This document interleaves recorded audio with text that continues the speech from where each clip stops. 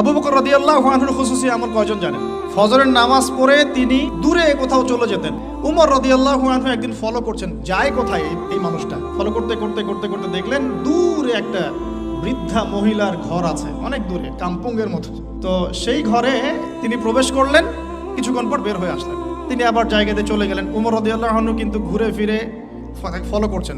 তিনি যখন চলে গেলেন, উমর ইবনুল খাত্তাব ওই ঘরে ঢুকলেন। ঢুকে দেখলেন এক বৃদ্ধা মহিলা বসে আছে, চোখে দেখে না। তখন তিনি জিজ্ঞাসা করলেন যে কে আপনি, পরিচয় দিলেন, কি সমস্যা আপনার, আমি চোখে দেখতে পারি না। এই যে ব্যক্তি একটু আগে আপনার ঘরে এসেছিল সে কি করলো, কেন আসে প্রতিদিন, ইনভেস্টিগেট করছেন। তখন ওই বৃদ্ধা বলছেন এক ব্যক্তি আসে প্রতিদিন ফজরের পরে, এসে আমার ঘরের কাজকর্ম করে দিয়ে যায়, আমি জানি না সে ব্যক্তিকে, আল্লাহ তার ভালো করুক। উমর রাদিয়াল্লাহু আনহু তখন চোখ দিয়ে দরদর করে পানি পড়তে লাগলো আর বলতে লাগলেন যে হে মুসলিম জাহানের খলিফা, আপনি পরবর্তী খলিফাদের জন্য রাস্তা কতই না কঠিন করে দিলেন।